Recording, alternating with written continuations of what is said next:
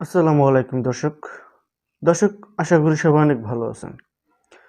দর্শক আজকের টপিকটা খুবই সিম্পল, যে দেখবেন যে বর্তমানে সমস্ত চ্যানেল কিন্তু ডাউন হয়ে আছে, ভিডিও ফেলে ভিউজ আসছে না।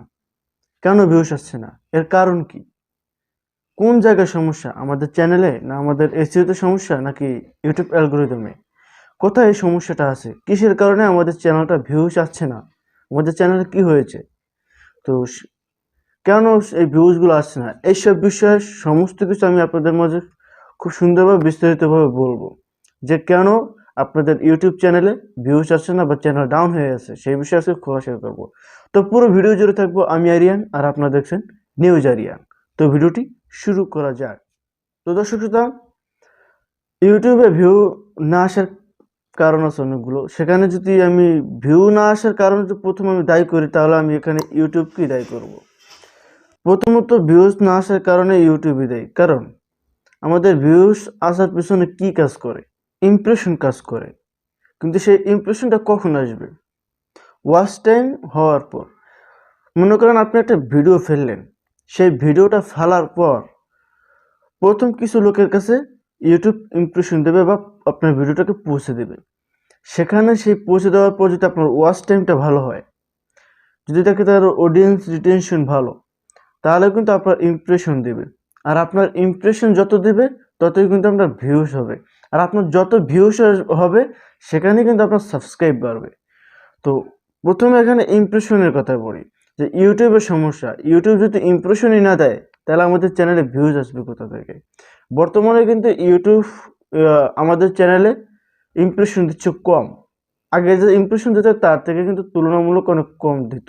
এর কারণ কি? এর একটা ফ্যাক্টর আছে। এর কারণ হলো, বর্তমানে কিন্তু আমরা 2021 সালের শেষের দিকে চলে এসেছি, একেবারে শেষ মাস।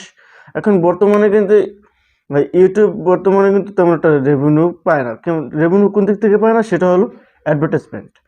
বর্তমানে কিন্তু ইউটিউবের যে টিম, সেই টিমের কাছে কিন্তু বর্তমানে অ্যাডভার্টাইজমেন্ট যারা দেয়, তাদের তেমন একটা ভালো একটা অ্যাডভার্টাইজমেন্ট নাই, যে তারা যে অ্যাড দেবে, সেই অ্যাড দেওয়ার মতো তাদের কোনো ক্লায়েন্ট নেই।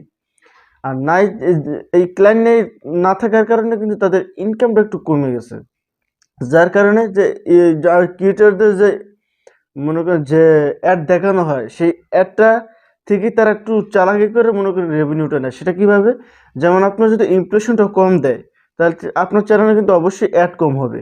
কিন্তু সেই আপনার ইমপ্রেশন কম দেওয়ার কারণে আপনার কিন্তু অ্যাড কিছুটা বেঁচে যায়।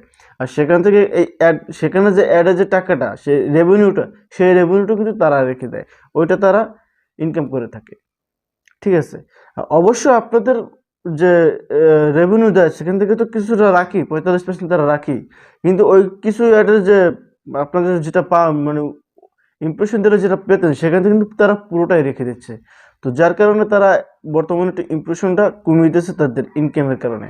আশা করি এটা সামনে 2022 সালে আবার ইউটিউব ভরপুর ইমপ্রেশন দেবে, এটা আমি বিশ্বাস করি। ঠিক আছে? আর আপনারা যদি মনে করেন যে আমি মন গড়া কথা বলতেছি, আসলে সেটা আপনারা ভুল করবেন। আমি যেটা বলছি আসলে সেটা সত্য কথাই বলছি। আমি চেষ্টা করি আপনি সর্বদা ভালো কথা বলার জন্য। ঠিক আছে? যে ইউটিউব অ্যালগরিদম, ইউটিউব বিষয়ে আমি সবকিছু সঠিকভাবে তুলে ধরতে চাই। আমি আপনাদের মাঝে জানাই এবং তুলেও ধরি। আমি যেটা বলছি সেটাই সত্য। তো এখানে আপনাদের কি করতে হবে, যে ইউটিউব অ্যালগরিদম ইমপ্রেশন কমিয়ে দিচ্ছে, তাই কি ভিডিও বানানো ছেড়ে দিবেন? না, ছেড়ে দিবেন না। আপনারা এই ক্রিটিক্যাল অবস্থায় আপনাদেরকে ভিডিও আপলোড করতে হবে। ইউটিউবের কাছে বিশ্বাস অর্জন করতে হবে। তাদের কাছে যদি আপনি একবার বিশ্বস্ত হয়ে যান, তাহলে কিন্তু তারা আপনার চ্যানেলটাকে অবশ্যই প্রমোট করবে নিজেদের দায়িত্বে। তো ভিডিও আপলোড করে যান।